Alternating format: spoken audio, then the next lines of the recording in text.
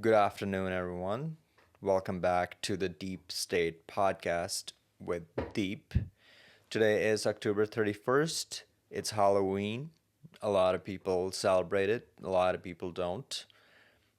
And I'll share my thoughts on that later. And it is 2:02 p.m. and wanted to come in, record a quick video or podcast show, whatever you want to call it, before I get ready to work. I have to leave at work at 3. So here we are. Hope you're all doing good. Fall's fall been a very good season here in New York State. Last year was really bad. Last year it just felt like fall lasted a week barely. It just boom boom boom came and then winter. This year fall's been great. I feel like towards the end of August to beginning September, we started seeing actual fall, like the changing of the colors. And for the past 2 months now, the colors have changed to from green to yellow to orange, and now they're just falling. It's windy outside today, and it's just beautiful seasons of the year. Yeah. But anyways, fall's been beautiful. I don't have a lot to talk about today, but I just wanted to come in and give you a little update on my life. What have I been feeling lately, and share some of my thoughts on those things. And some of my wife, she asked me, so what is your podcast about? It really made me think a lot. And the first thing came to my mind that, well, I don't know if it's a podcast because I don't really have any guest. It's just me talking, which is okay. I reach out to a lot of people all the time if they want to have a conversation with me about anything they want. Like a buddy of mine or a colleague of mine at work who's really into wrestling. I don't know much about wrestling, like WWE wrestling. So I'm like, maybe you should come on a show. Let's talk about it. But again, there are a lot of people are willing to say a lot of the things that they want to do instead of do the things that they want to do, and that's the reality of life. That's why we have the doers and the not doers. That's why I think less people are successful than and more people are just not as successful because they don't do what they want to do in life. But so anyway, it made me think. So I told her that, hey, I know I don't really have any guests, but in a way, whoever the people who are tuning in, they I can give them the update about my life or what's happening. It's a good place for me to come out and just share my thoughts, and it's like an outlet for me. So I enjoy it very much, very candid me, unedited. And then whenever I do have a guest, then that'd be great. Which, by the way, guys, hopefully next week I'm going to have a nice guest on our podcast. It'll be an online podcast. Someone that I met on the popular app that people use, TikTok, and she was willing to accept my invitation to come on the podcast. We're going to be learning a lot of things from her, where she's in her life, why she's doing the things she's doing, and vice versa. So it'll be good. It'll be really good. Yeah, so another thing I was just thinking about today as I was grabbing a coffee mug, and I realized like a lot of you probably see all these different coffee mugs that I have on the show, and I'm like, maybe I should talk about those coffee mugs. Um, and I just want you all to know that most everything that I have in my life that's a physical thing, a lot of the things that are like meaningless, I try to buy them with some story so the meaningless things have meaning in your life. versus just buying and storing things in your life that you don't even know why you have them and they collect dust. If they have a story, that's great, right? So, anyways, a lot of the mugs that I have, a lot of them have a lot of story. This right here, this mug, it's from a coffee company called Verve. It's a, I guess it's a popular coffee company. I don't know here, but it's from California, primarily San Francisco and Santa Cruz area. I think they started in Santa Cruz. So a little backstory. Back in the military, I started drinking coffee back in the military. A buddy of mine taught me how to wrap. When you're in the field, you need some extra dose of something. We have coffee grounds, and you wrap coffee grounds in the toilet paper, and you make a little pouch of and put it under your lip, and that's how you get a little bit of energy, stay up when you have long shifts at night in the field in the military. So I started drinking coffee, then I started drinking black coffee. Had a lot of black coffee in the military. You always never have enough. So when I got done with coffee, I moved back to my town, and I always loved photography and just marketing and helping people grow their business. One of the coffee shop people reached out to me. It wasn't Verve. It was called the Big House Beans Coffee out there in Brentwood, California, and they made this fancy coffee that I'd never seen before. It's like a latte. I'm like, what is that? That's pretty cool. I want to go try that out. So my very first latte, I didn't even know what to order. I didn't know what it was called. I just went there. I remember telling, "What is this?" The lady barista was like, "Oh, this is a latte." I'm like, "Yeah, can I have one of those?" And then she asked me, "What do you want in it?" I'm like, "I don't know." She said some flavor, so I remember adding in like a caramel or something. Anyways, that introduced me to this latte coffee, which I like very much, and but I also like black coffee. Depends on the day and my mood. I will have one of those. And I've talked about diner coffee. When I go to a diner, you have black coffee or you have black coffee with some creamer in it. And then from there on out, I saw some video, and it was from this coffee company called Verve. And they were making a similar kind of latte coffee. I'm like, oh, I want to go there. It's really cool. So I did go there, and I went to both their cafes in Santa Cruz and San Francisco. And then I went there, and then I had a coffee, and it was amazing. It was really good coffee. So when I met my wife, I wanted to take her to Verve Coffee in Santa Cruz, the original one. And so it was a really nice date. We drove all the way to Santa Cruz, which is about an hour from hour and a half from San Francisco, and that's where we bought this mug. So there you have it. That's the story.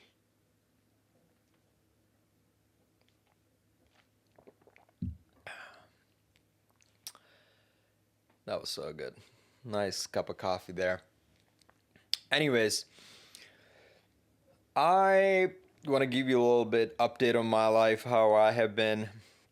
So as you all know, maybe you don't know, I don't know if you're tuning in for the first time. I've had a daughter. My daughter was born into this world, just into this beautiful world, in May. She is turning almost 6 months. She's 5.5 months, and I had a really good long conversation with my wife about money today. We talked about how much money I need to be making so I can support my daughter and my wife and this household when my wife is taking care of my daughter. She is working too. She's working the day she's able to work, when she's able to find any babysitter, which is mostly her Eden's grandma or her aunt. So we had this conversation today that in about 2 to 3 years, we have about 2 to 3 years, and by then we have to figure out how to support her my wife, this household, me, and possible new children we have because we want to homeschool our children. And I have a part-time job that I do in the evening, and I have a my own business. It's a contractor job, which is sometime I have a job, sometime I don't have a job.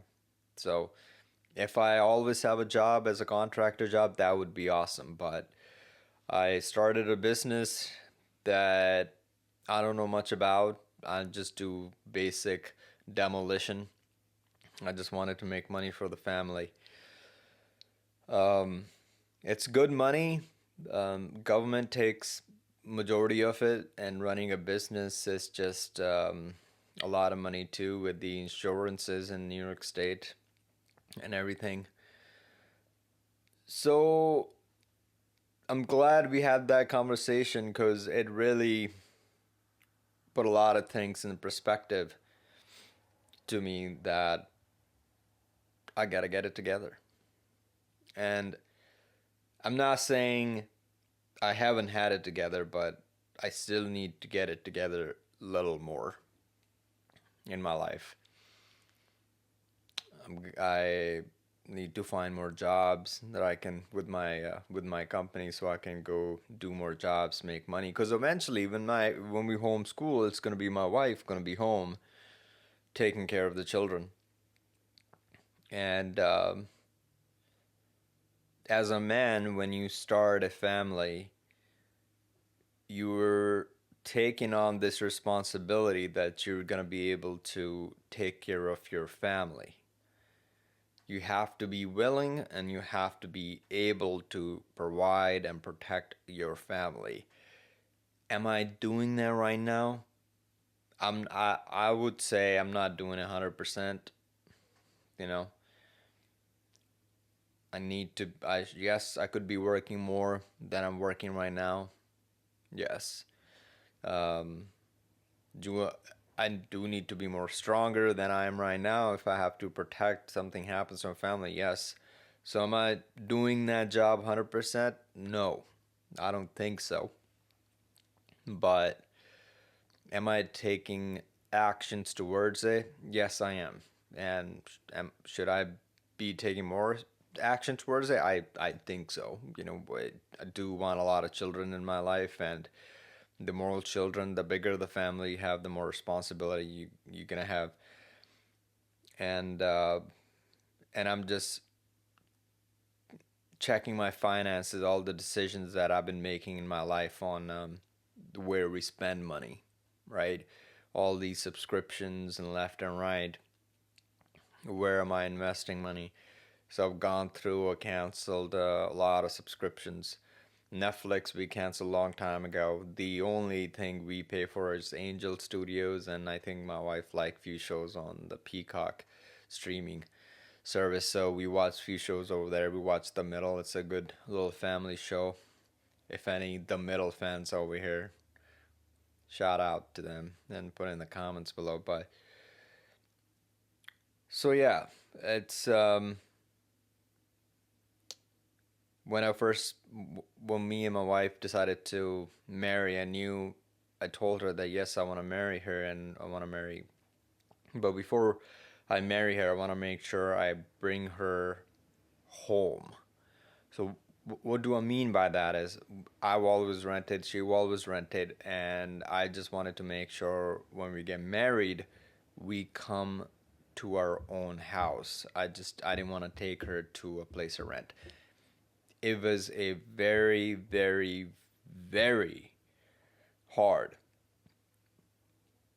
for me to buy a house, but I made it happen. I had three different jobs in San Francisco. I saved a lot of money, and I was able to buy this house. It was very much a fixer upper, but it was a home that over time we would have been able to make it better, and we're making it better, still making it better.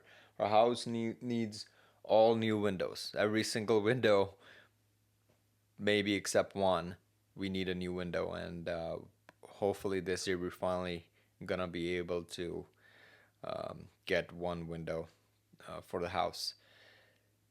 And we really honestly haven't made any big financial crazy decisions to buy a whole bunch of other stuff. I know a lot of people in the comments going to be like, oh, what about this stuff? A lot of this stuff that you see that I have, like the mic and the computer, this stuff I had back when I was going to college. I always loved making films. And so during that time, I had a hobby of just collecting cameras and recording stuff. So I always did that. And it's finally, I feel like I'm able to use it to do this stuff. Over the years, I've just made a lot of films that I haven't posted anywhere. Probably never will. But yeah, so that's happening, guys. And today is Halloween. And one of my friend's birthday today, Christine. Happy birthday! I think your birthday is today. It's today, or either it was yesterday. But anyways, we know her birthday is always on the Halloween. So happy birthday, Christine! And so yeah, Halloween, guys. I growing up, I always loved Halloween. I in a way still do. I think it's a cool little American tradition that we have here too. Um, but I have my disagreements with it, and that is okay. When I think of Halloween, I think of, yes, it's just little scary little monster things, but then a lot of people like to dress as like a super evil demonic stuff. That stuff I don't agree with. Everything else, people are dressing up in all these like cartoon monsterish and the movie character stuff. That's the stuff I like a lot. So a lot of people are celebrating it. The reason I don't like, that stuff, is just you're almost like you're celebrating that death. You're celebrating the satanic stuff, which I don't really like doing because it's very much real, and people like to disagree with me, but it's very real, you guys.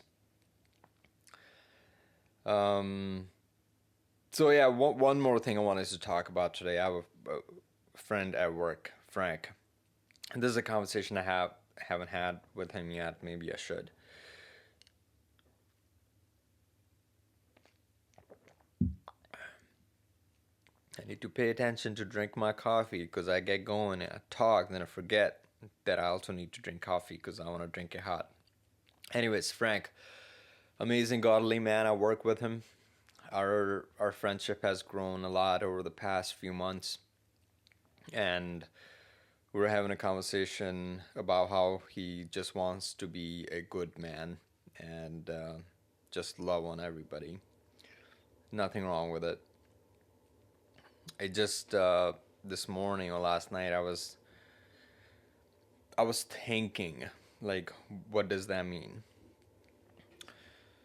And I landed on, really, to be a good man, you also have to be a dangerous man. And so what do I mean by that?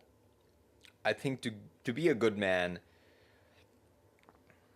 you're not if you're a good man, you're not going to be able to please everybody, and that's not your job. Being a good man, it doesn't mean that you have to please everybody. You have to make everybody happy. That's not being a good man. That's actually, I would say, being having a suicidal empathy. And that's where all the people are forming,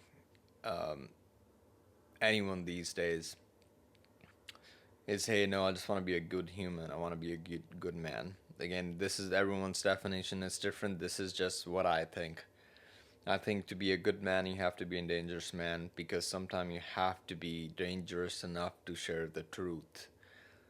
And these days, truth, it's scary sharing truth with people, especially in the country where we're in the affirmation game, not a truth game. Where if somebody's like, "Hey, yes, I'm a woman," but really that person is a man, just to be a good person, people are like, "Yes, you really are a woman." No, I think this is where I think to be a good man, you also have to be a dangerous man. That means sometimes you have to make decisions that may hurt somebody's feeling, or that may hurt somebody as a person. Like, let's say if somebody's trying to attack your family, you gotta come in and do some bodily harm. You have to be that dangerous man. If you just cave down and run away, that's not being a good man. I don't know. If you have your own definition, I'd love to know, but this is just how I felt this morning.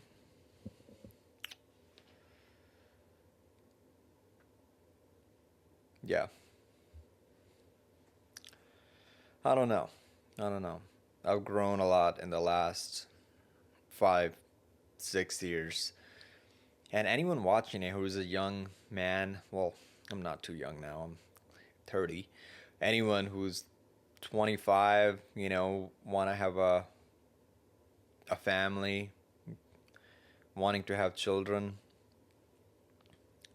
what are your thoughts? Maybe they're struggling too with this.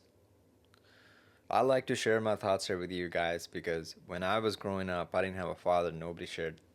No, my father didn't share any of those thoughts with me today. That back then.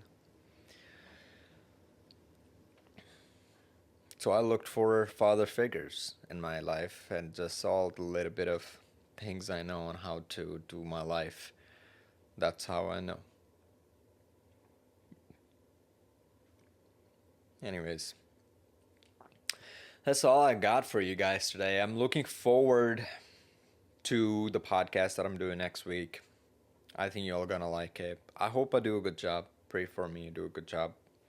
In the meanwhile, there's a lot of stuff going on in the politics. I can sit here talk about politics all I want, but sometimes you just have to shut it. And it's good to shut it as much as we all want to listen to it. But it's good to shut it. It's never gonna end. It's never gonna end. Politics is there, but still I love to talk about politics, so we will talk about politics more. Not only just politics, just whatever's going on in life, in our American way of life. So yeah. Anyways, unique little podcast today. Hope you all are doing great. If you're celebrating Halloween, have fun, be safe out there. And until then, I'll see you next time. This is the Deep State Podcast. Give me a like on this video, share with your friends. And if there's anything else you want to talk about, you have a question for me, put it in the comments below. And you're going to see a lot of racist comments in the comment section, but don't bother me. But I love you all. Be safe. God bless you. God bless America. Bye.